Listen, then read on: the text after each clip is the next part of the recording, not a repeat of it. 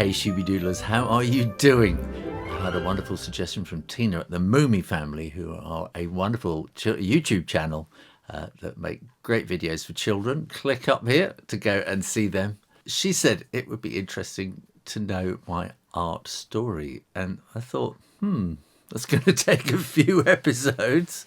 So I'll start right at the beginning, when I first remember drawing when I was probably about 5 or 6, something like that. And here in the UK, there used to be a programme called Mrs. Dale's Diary on the radio, which was a soap opera, which my mum used to listen to. I think it was about tea time every day. Tea time sounds very British. and it was very British and tea time in those days. So I think it was about 3:30, 4 o'clock, something like that. And this soap opera would come on. Mrs. Dale just talking about what's going on. So my mum would then make tea, and I don't know, there'd be maybe sandwiches, a cup of tea and biscuits, something like that. And I would draw while she was listening to it. And my dad was in the army, and he nicked paper from work. And so in his drawer, in his desk, there would be these reams of paper, and it was a really weird kind of almost blotting paper. It was really cheap stuff, army stuff, and it had a crown up at the top saying this belongs to the Queen. So that's what I used to do. And it was a kind of a green paper as well. And so I would draw on there, and I would say to my mum, well, what shall I draw? And she'd say, draw a boat, dear. And she's Norwegian.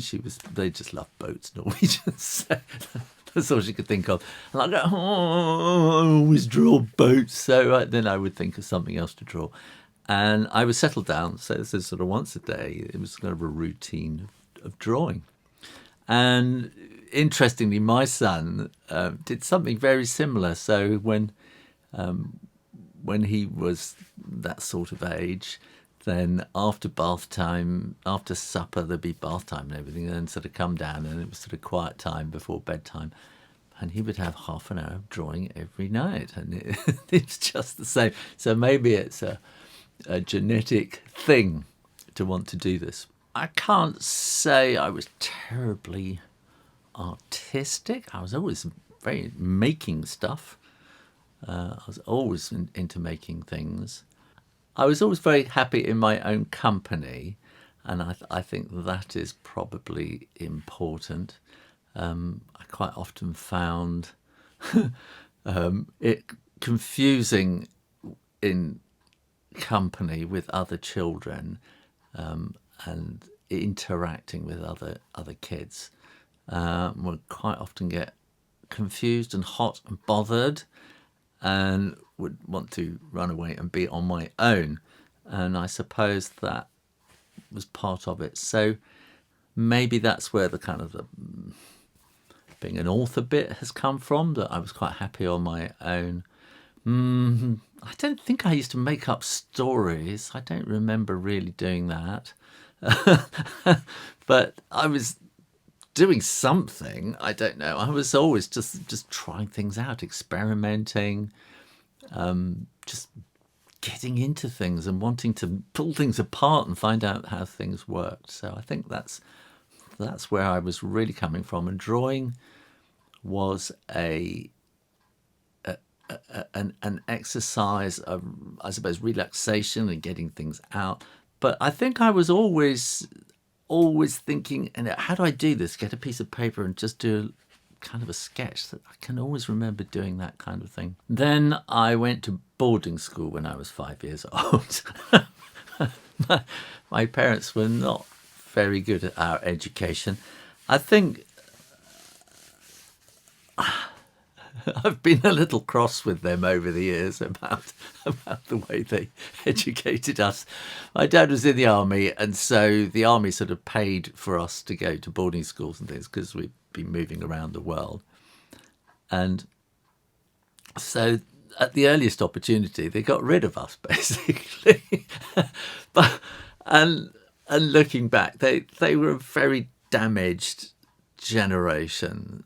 My dad particularly had had an awful bloody war and had seen things that no one his age should at the time should have to see, and they affected him his whole life.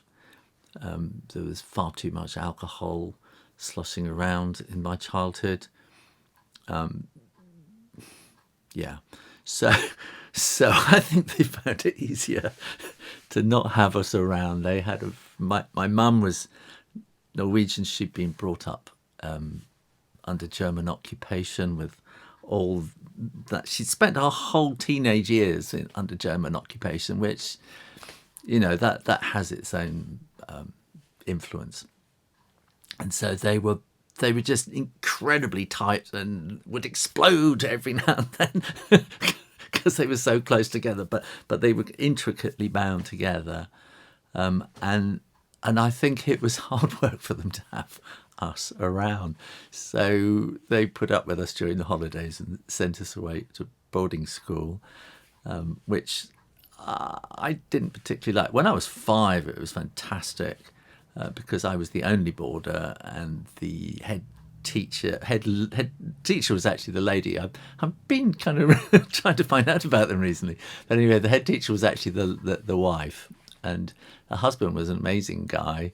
He was everything a really great dad would be. And I can't really remember drawing there particularly, but I probably did. I don't remember. I won an art competition. I remember doing that, being so proud. I won. I did a painting of autumn, and I did a dead tree with lots of coloured splodges on the bottom, which are the leaves that have fallen down, and so I won that. And the next year I did exactly the same thing, expecting to win again, and I didn't. So I was a little bit miffed about that. And so, but that was my art experience there that I remember. And then I moved on to another school when I was about 7, and this was a classic boys' preparatory school in England. And dear, I suppose I muddled along there, but we often quite like to try and find somewhere to go and hide away and find a bit of peace and quiet. Art, we actually had an art room, but it was kind of a special place, and we had an art teacher came once a week or something. I can't remember us really doing much art there. And one thing I do remember in the art room was making puppets and papier-mâché. I've always quite often gone back to doing that and making papier-mâché things not recently. Anyway, we had a wonderful teacher. She was a bit of a dragon at times, but she had a heart of gold. And she had a tiny little room above the boiler house, and she would let us all come in there. There'd be sort of 20 kids all piled on her bed, all watching Thunderbirds. She would let us come in and watch her tiny little television. We watched Thunderbirds and things like that, and Batman. And she was amazing. She would teach us nature study.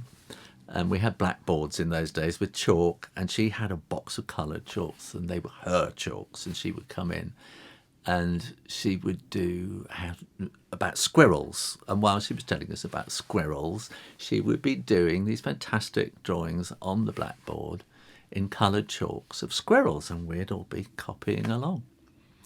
And they were great. And also, now I think about it, also then she would read to us as well a lot, and she loved reading us all the Greek myths, which have kind of stayed with me. And I've done books based on the Greek myths myself, and I've done a how to draw ancient Greek stuff book as well. So yeah, I suppose a little bit of me still sort of sees her doing those drawings when I'm doing my drawings. And then there's this uncomfortable bit.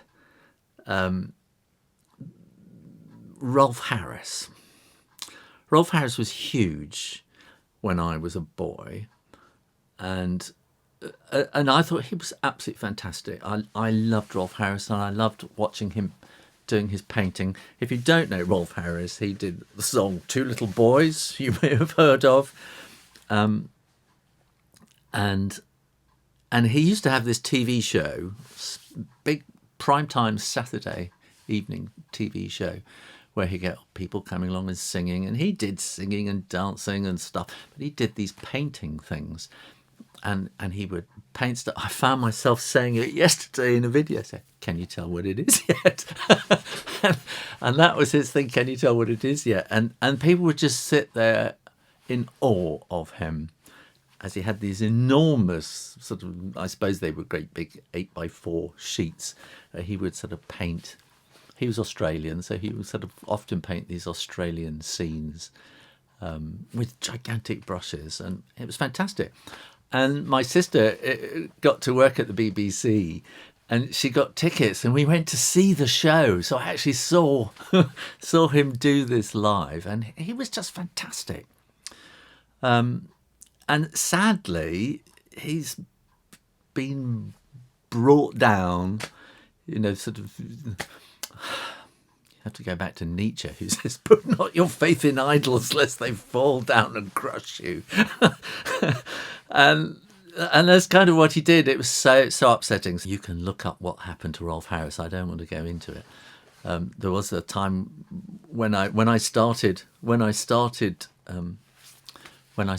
this channel. I actually wrote to him and said, "Can I come and interview him?" And I never heard back, and it's kind of lucky I didn't, I suppose. So that was a huge influence, I think, Rolf Harris. And he did cartoons and stuff like that. And then you get to that age where, I don't know, you probably stopped drawing. But there was a little gang of us. We sort of did all these war drawings, I remember, and we were endlessly drawing war stuff, and I got so into Apollo as well. So this is back in '69, and I was endlessly drawing Apollo's sort of space shot stuff, lunar landing modules and Saturn V rockets and stuff like that. So I got very into that. And then, I can remember, there are all these little things all these little things, aren't there? And I remember, so when I was about 13, just before I moved to my next school, I was going to need a tuck box. Okay, this is a thing that you had at a boarding school. Everybody had a tuck box. And it was a thing you could put a lock on, and that was your secret stuff. And if you had food and sweets, candy, stuff like that, you could lock it away. And there was a standard tuck box, and I didn't have one. So I needed a tuck box, and I'd obviously written home, say, "Could I have a tuck box, please, to take to school?" We lived in Germany at the time. So I came back out to Germany for the Christmas holidays and my birthday. And there was my birthday present, this huge box all covered in wrapping paper. And I opened it up, and it was such a disappointment. It was a box with a hasp on it and a padlock.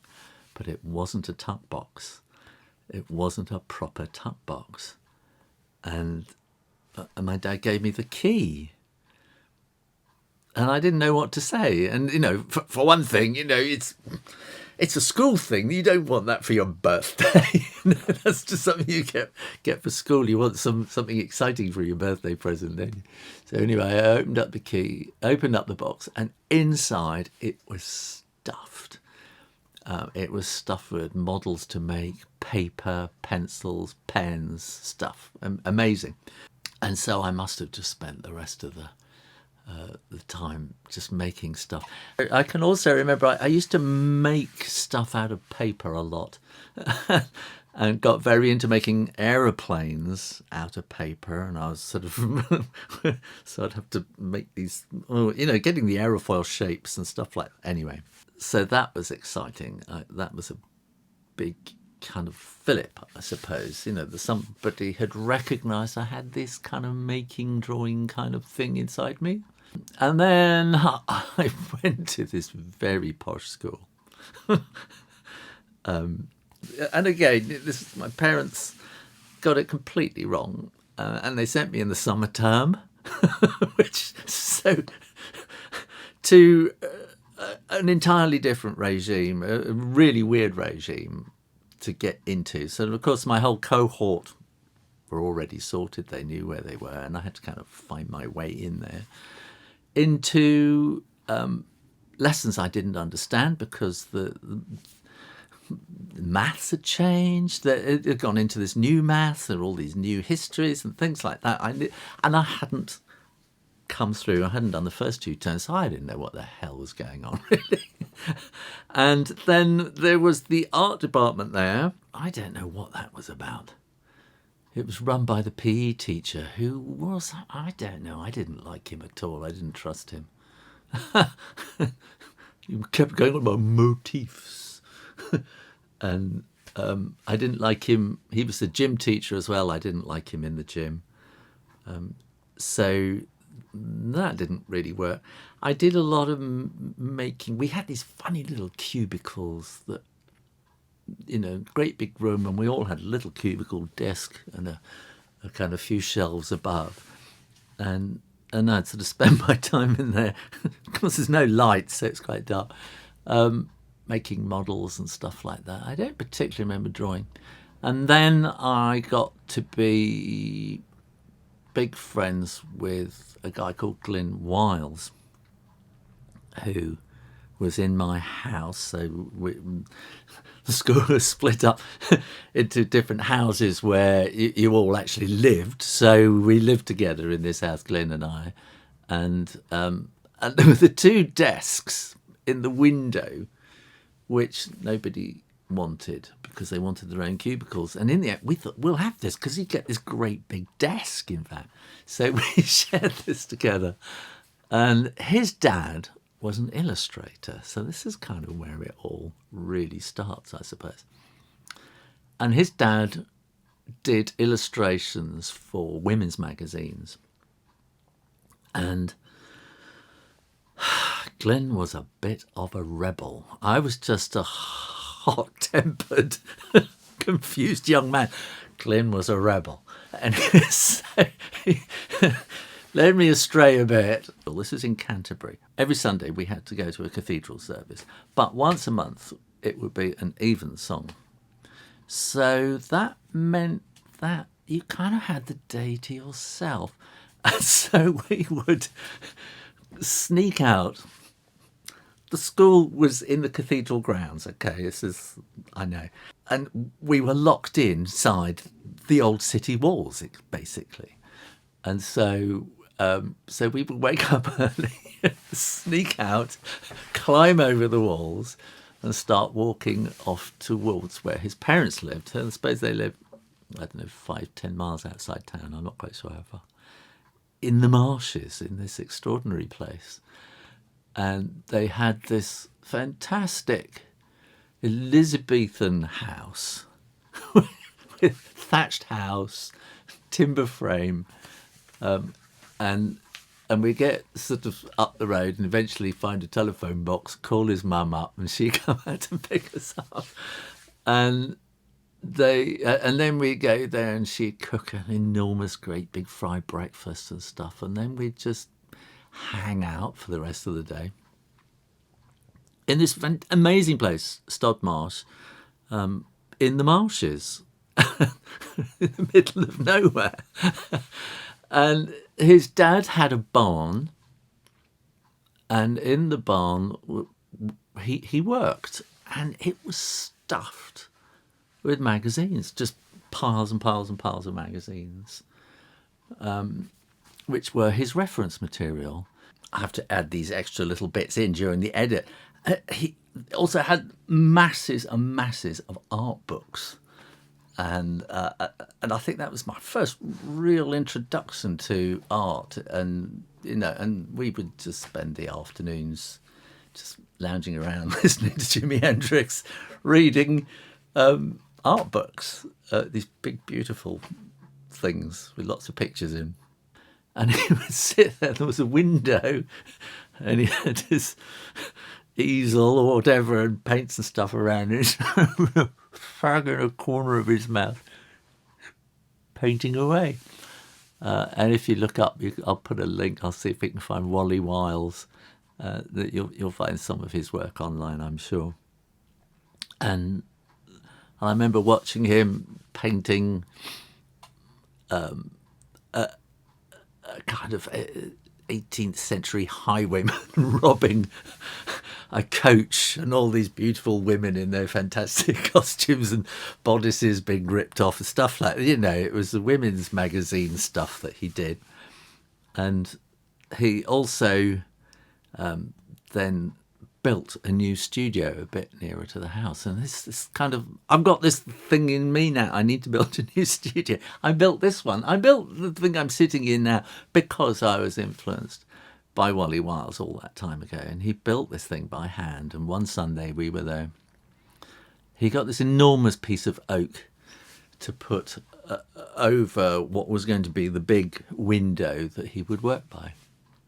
And all his mates came round helped lift this enormous piece of oak up, and all had, you know, a drink afterwards and everything. And it all made a very big impression on me. And Glyn, because his dad was an illustrator, was really good at drawing. And so we would sit there and draw together. And I think I learned a lot from watching him draw and from watching his dad draw.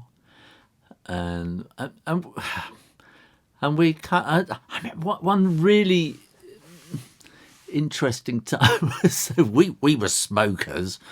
So we were sort of 14, 15, smoking away like chimneys, which of course was illegal at school. It was probably illegal in the country. And we found this incredible place just round the corner from the school, which had been an old fashion design company. And it was a really old building that it could have been a medieval building as far as I know, because it's a very old town. And the floors were kind of like that. And we broke in there because it was disused. So that it's a place to go and have smoke secretly. And this was our little smoking den. But the place had been deserted. I think when they closed down, they must have closed down on a Friday, just left and gone. And it was like the Marie Celeste in there. And there's this amazing kind of fashion design studio, again, filled with magazines.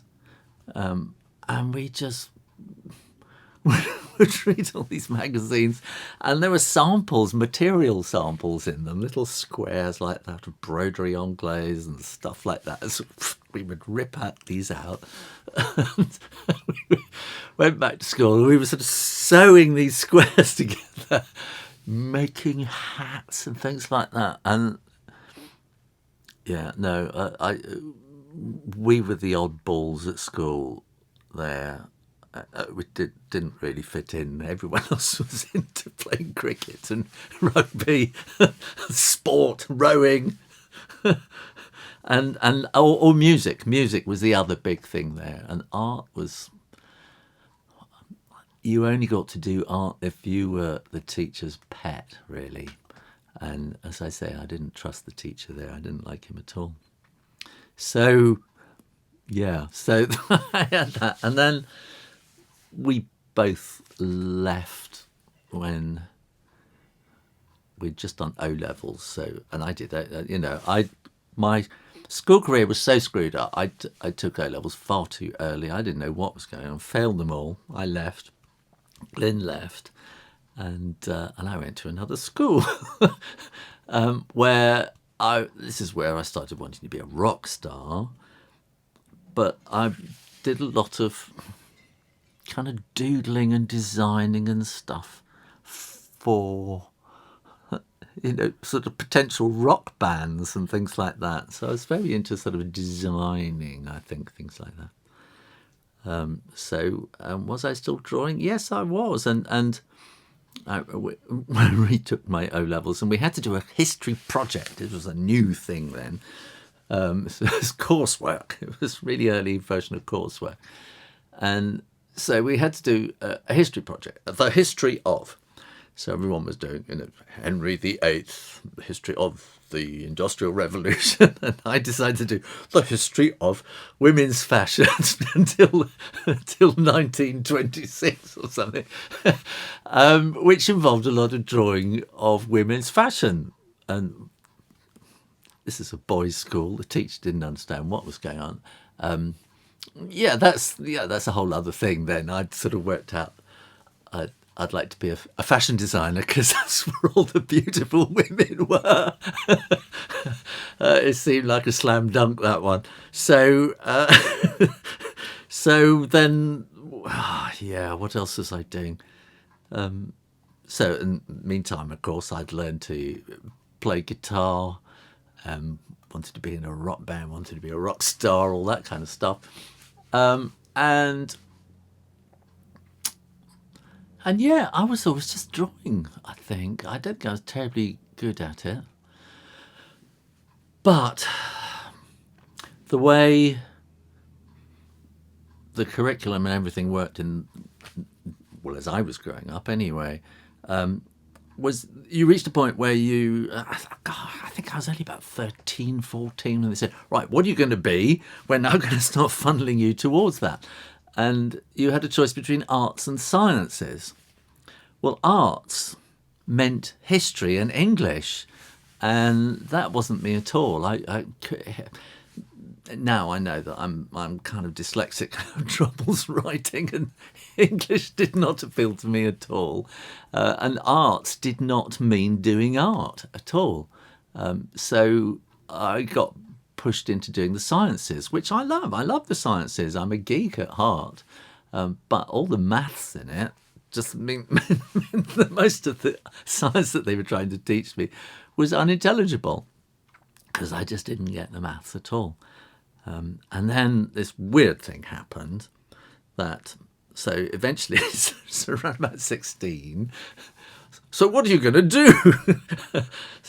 And I convinced my dad that I wanted to be a recording engineer, to try and sort of get near the rock and roll world, I suppose. So he contacted the BBC and they said, oh, well, that's a very good idea, yes.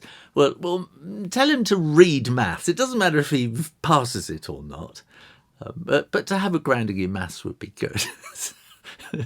So somehow my dad convinced the school to let me do A-level maths, which is like up to 18, even though I had failed my O-level miserably on the condition that I would pass it. So I retook maths for the third time and just scraped a 6 and was allowed to stay on doing maths A-level, which was completely unintelligible. And then there came this famous day when I can't remember his name, the teacher, but he said, see me after class. And it was a triple maths lesson. So we had one before break and 2 after. See me after the class. And so I sort of stayed behind and he showed me my maths book, which was just a mess. And any of his things were all these red crosses and question marks, like, what? And then he showed me this other maths book of the guy who was the top maths guy in the class, which was just all neat answers, tick, tick, tick, 10 out of 10. He said, what's the difference here? So I said, well, he's got a lot more marks than me. He said, no, can you see there's a big difference? So I said, well, there's a lot of doodling on mine. He said, yeah, it's not just doodling, and he flicked through all the pages. He said, there's a bit of maths here, but it's mostly drawing. And he said, I think you're quite good at drawing, actually. And I'm getting all emotional now. And he said, I want you, after break, to go and see Mr. Rothan in the art department and never come back to maths again because you're holding everybody else up. And I said, but my dad will go crazy. He said, I'll talk to your dad, don't worry. He said, but after break, go to the art department. Well, Mr. Rothan and I had crossed swords. I was a very sort of bolshy kind of student, I think. This is going on a bit. My coffee's getting cold. And this brings us back to Rolf Harris. So in the sixth form, which is sort of after O levels, in this 2 years when you're doing A levels up to 18, we had these art appreciation classes to make us rounded individuals. And Mr. Rothan had just started. He comes straight from the Slade School of Art, was very keen. And he was very keen on one artist in particular. William Scott, that's right. And he would give us these talks. and then it got to a question time one time. I said, I think this is all rubbish. And I said, I think Rolf Harris is a much better artist. He kind of nearly tore his hair out. Rolf Harris, you cannot be serious. I said, but Rolf Harris, I said, he gets up there and he does it and he performs and he shows you doing it. And he's there, he's actually doing it. And I'll just add this bit while I'm editing. And I was actually proved right in the long run because Rolf Harris got voted in this big national vote as the nation's favourite artist. And everybody just loved him. And he got to paint a portrait of the Queen, all sorts of stuff. He was the author of his own undoing, and I felt so let down as a grown-up and a dad and everything by that myself, stage myself. So it came to the point where he threatened if I didn't shut up, he was going to make me stand up in front of the school and sing a song like Rolf Harris used to do, Two Little Boys, and draw in front of the whole school while I was doing it. So I thought, maybe not. And of course, in a way, that's kind of what I ended up doing, going to schools in front, doing a Rolf Harris. And quite often people referred to it, say, oh, you're doing a Rolf Harris. They wouldn't say it now. Break time was great. We used to go and get a cup of tea, those little plastic mugs of tea. And we'd stick our finger out like that and you get ring donuts and they put the donuts on there. And so I'd have my tea and donuts. And I went off to the art department and Mr. Rothan was there waiting for me with a kind of And he said, look, if you're going to do this, if you're going to come over here, these were going to be my art lessons. It wasn't like a proper art lesson on the timetable. These were my own personal art lessons, now I think about it. He said, if you're going to come here, you've got to take it seriously. And he said, come on, look, let's sit down. He said, look, this is a copper kettle, a shiny copper kettle. And he said, I'm going to put this on this black velvet draped background. He said, now let's look at this. He said, can you see that bit there is reflecting shininess from the window up there? And can you see your face in it? Can you see all these reflections? And can you see how dark that shadow is in there? And then he said, now here's a pencil. And look, when you press really, really hard, you get it really, really dark. And when you press really, really lightly, you get it really, really light. And that's how you get those tonal variations. And when you don't draw, that's when you get the white. And it's like, oh yeah. He said, have a go. And I did. And it's happened a few times where it's like the world just comes around you and it's like a bubble or something like that, and everything else going on out there doesn't matter. It's total focus. I suppose it's an ADHD thing, I don't know.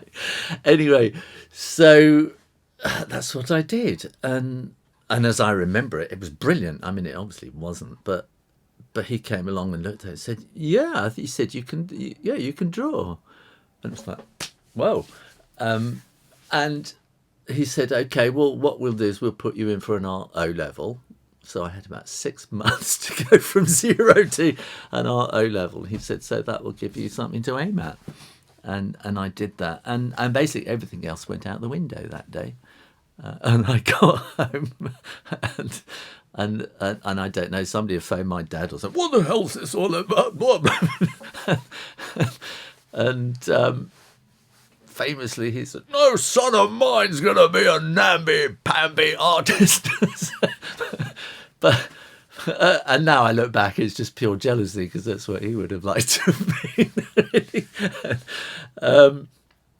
But I came home and I was doing physics and biology A-levels as well, and forget that. All I wanted to do was draw and paint, and basically that's what I did for the next 6 months. I scraped by. I think I just got a grade in my physics and biology, which I loved much more. I thought I'd have got something. I don't think I think I failed that. So after A-levels, what do you do? Well, the world sort of collapsed that summer. Unemployment went through the ceiling, and whereas you used to be able to just go out and get a job, it didn't quite work like that anymore. And so I went and signed on the dole, which meant I was getting money for doing nothing. And many artists of my generation signed on, and basically the dole kind of funded their sort of art, creativity, learning experiences. And I just read. I discovered the library. I always knew the library was there. I actually, the town library I used to go to every Saturday afternoon and spend half my Saturday afternoons there. But I discovered this kind of new fiction, particularly Colin Wilson, who sort of took me into philosophy and stuff like that. I was just reading stuff, Hemingway, just reading, and painting. I was just painting. And it was a wonderful long hot summer, and I just remember that period. It was just wonderful, but of course it can't last, can it? And eventually my dad says, you need to get a job. You can't sit around this, treat this place like a hotel. So I packed up all my drawings, every bit of paper I got, and I walked down the road to a printer's, and called J-Copy, and that was kind of a thing in those days, instant print, where printing was wrapped up by the unions in those days. It was so hard to get stuff printed. So this new non-unionised printing thing started in high streets, instant print, and people they got an offset litho printer and a camera, and they just set up and did it. And so I went down there and said, do you need an artist? And John, the guy who owned it, I don't know, I suppose he could have been in his late 20s, early 30s anyway. And he kind of said, come upstairs. So upstairs, it was like a huge landing, and he had, what did he have? I don't know how he was typing. He had an IBM golf ball, I think, at the time. And then the art desk. And, and he said, well, show me what you can do. So I sort of showed him. He said, well, we don't really get much call for drawing and stuff like that. He said, but this is what we do. And he showed me Letraset. And I said, I can do that. Oh, that's interesting, he said. And are you any good at putting up shelves? I said, I'm really good at putting up shelves. He said, well, can you see behind here, this great big wall? He said, I've got all this Dexian shelving stuff down here. Can you put that all together and build a shelving unit up there? No problem. I said, can you do that now? I said, yeah, I can start right away. Okay, he said. So I got my spanner, I started doing this, and then it got to lunchtime. I said, can I go for lunch? And so I went home and I said, I've got a job. So I went back in the afternoon. I don't know, I must have spent a day and a half putting these shelves up or something like that. And then he said, yeah, good job. Right, let's start doing some artwork. And he sort of sat down next to me and he showed me how to do things. And I became a professional art worker. And I think that's probably where I ought to stop this video and carry on in another episode. So thanks for watching. Put your comments down below. Let me know if you want me to do the next phase of my artistic career life. And yeah, I'll see you next time. You take care now. Bye bye.